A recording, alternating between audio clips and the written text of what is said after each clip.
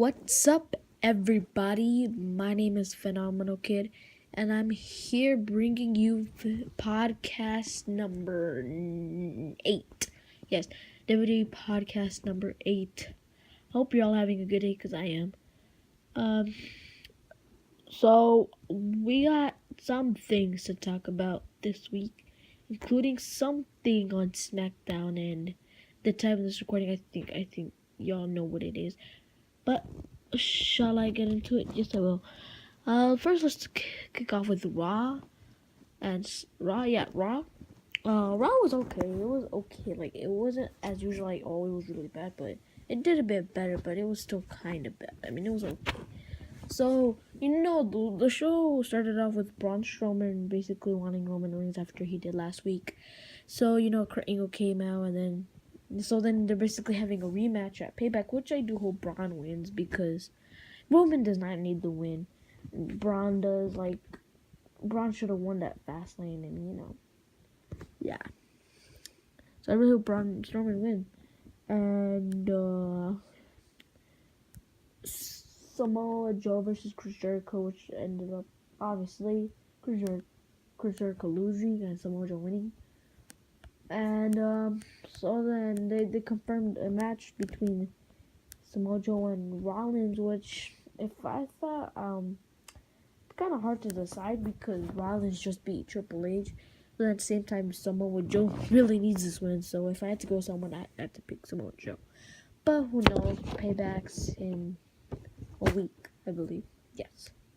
Miz TV happened, but the effects are starting to come in on Miz going Raw. I mean, he should have never gone to Raw. He should have stayed, just stayed on SmackDown. Like, he was a star on SmackDown.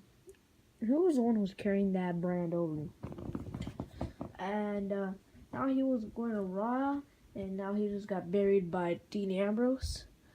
I hope they have a rematch and Miz gets his title back, because I'm thinking that's the only way they can bring prestige back to the IC title and the Miz, because when the Miz holds the title, oh my God, he's amazing as a champion.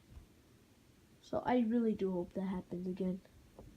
And yeah, a fatal 4-way women's match: Sasha Banks, Nia Jax, Mickie James, and Alexa Bliss. Winner faces Bayley at Payback, and who I thought was gonna win did win. Alexa Bliss. Alexa Bliss is a pretty good wrestler. In the ring, she's okay, but on the mic, she's pretty good. She's like really good. So they're having a match at Payback. Yeah, Payback for the Women's Championship, and I kind of do hope Alexa Bliss wins, because Bayley as champ is not the best. If I have to be totally honest with everybody, with y'all. So I kind of do hope Alexa Bliss wins. And yeah. The main event was a rematch between Big Show and Braun Strowman, and my God, Jesus Christ, if you saw the end, another superplex that broke the ring, just like years ago, like I think a decade ago, yeah, more than a decade ago, when Brock Lesnar did it to Big Show. Dang, that was... Then the referee got hurt, and then they both got hurt, and a bunch of stuff happened. I was like, my God, dang, I kind of knew it was gonna happen once Braun Strowman was getting on. But another pretty great match. I mean, their last match wasn't that bad. And the same here. SmackDown was also okay, a little bit better than Raw. It kicked off with a 6-pack challenge, and here's what the controversy comes. I find out the 6 competitors, and when I know that Sammy and Luke, I either wanted Sammy or Luke. Because here's what I was thinking. Well, when I was looking at the participants, I was kind of confused, because this looks like a 6-pack challenge that belongs in the mid-card division, if to be totally honest with you. Like, some of these people are in the mid-card division, like Mojo Rawley or Eric Rowan, or like, who else was in it? Jinder My Balls, and yeah.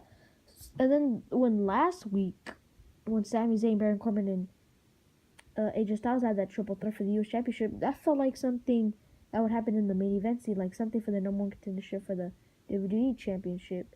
You know what I mean? Because those are three pretty good main eventers in the main spot.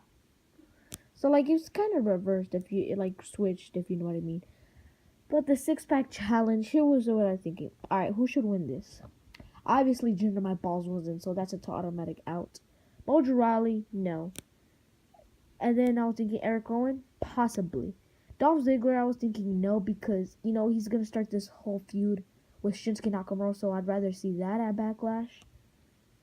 So I was thinking they're probably not gonna go with Dolph Ziggler. And then we come down to Luke and Sammy. Luke Harper, Sami Zayn, I would have been happy with winning. But guess who ended up winning? Jinder My freaking balls. Yeah, don't assume his Ginger. But Sammy, it looked like Sammy was about to win until Jinder My Balls won. What the hell? That was just so dumb. Some interference from what I'm hearing is the Bollywood Boys. Man, I hate the Bollywood Boys. That's a stupid name, and I don't like their gimmick or anything like that. It was just so stupid. Why did Jinder My Balls win? And then Randy Orton came out and basically told him to watch out for Narkio. Man, my God, are they legit giving Jinder My Balls a push? So stupid, man. So stupid. But yeah, let's not get into real negative with. And then we got the Colognes. Well, that's what they're calling them now, the Colognes. Going against American Alpha. I expect American Alpha to win, but nope, the Colognes won. Surprising. Charlotte versus Naomi. Number 1 contendership for the title next week. Charlotte won. I mean, it was kind of obvious that Charlotte was going to win. And then, Tamina, Carmella, and Natalia forming their little group. And they're having a championship match next week. So I do see an ending disqualification with them interfering. I do see it. And then we have this new Face of America challenge, similar to John Cena's U.S. Open challenge. So I was pretty excited for this and what this means for the future. I mean, we could see more of this from Kevin Owens. Because, America, he's not American, he's Canadian. But either way, he went against someone named Gary. And then everybody chanted Gary because he was from Louisville, Kentucky. It wasn't in Kentucky. Yeah, it wasn't like in a KFC arena or something. So yeah, it was obviously a squash match because he was against a jobber, and when he did the pop-up powerbomb, he kind of botched it. But I don't know why. It kind of looked deadlier because, like, he grabbed him lower in his body than he's supposed to. Oh, that just sounds weird, but... And I don't know, it just looked a bit more dangerous and painful, but, hey, I don't know. People are going to disagree, so this opinion. Main event was AJ Styles versus Baron Corbin. Pretty good match. It was just a normal match with Kevin Owens at ringside and AJ Styles. AJ Styles won by count out. So it seems that AJ Styles and Baron Corbin might get into a feud. So possibly a triple threat, possibly, but I don't know for sure. Then with NXT was pretty exciting. First off, we have Hideo Itami returning. Wow, and I did not expect this. Hideo Itami turning and challenging Bobby Roode for the NXT Championship. And, yeah, I mean, it was pretty great. He just came out and then, challenging Bobby Roode. So, I'm happy for Hideo. I hope he doesn't get injured again, like always. And then, there was a steel cage. Well, it gets a steel cage match because it was a women's tag team match that didn't really matter.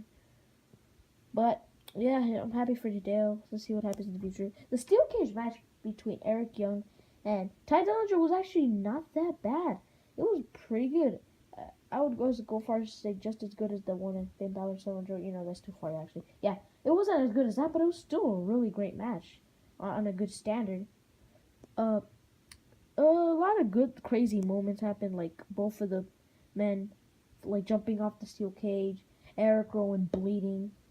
Or not Eric Rowan. Oh my! I always get them two mixed up because they both have orange hair, sort of red hairish, and they both have Eric Young. Yes, Eric Young bleeding and excuse me, Sanity getting involved. Can't say the word right. Involved, yes, involved, and then Roderick Strong and Cassius Ohno coming out to help Dillinger. And Dillinger won, after he jumped off and did a crossbody and escaped the ring, or escaped the cage. Oh, excuse me. And it was a really, really great moment for him because now he's leaving NXT and going to do better things, off to do better things on SmackDown, or at least I hope they do. Else they make him like U.S. champion or something, or in the future world champion. But hey, time will tell. So before I end off with this video, I would like to say that my network has ended, so this is gonna make it a more harder for me to watch videos because my network ended after NXT, like the day or 2 days after NXT. My network ended and I can't repay it because I don't have the money right now. But this sucks because now Payback's coming up and I can't watch it. And how am I gonna watch it? But don't worry because I have my ways of how to watch them. But it might be like a few days after, the pay-per-view. So I'll do a podcast next.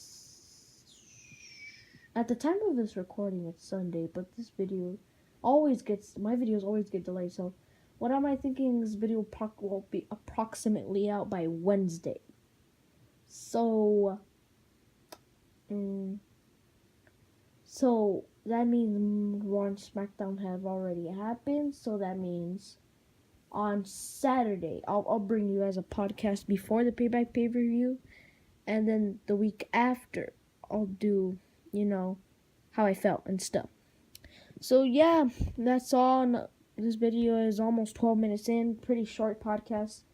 But, I'm bored. So, yeah. And I hope you all enjoyed. Please leave a like, subscribe. Thank you very much. And it's Phenomenal Kid out.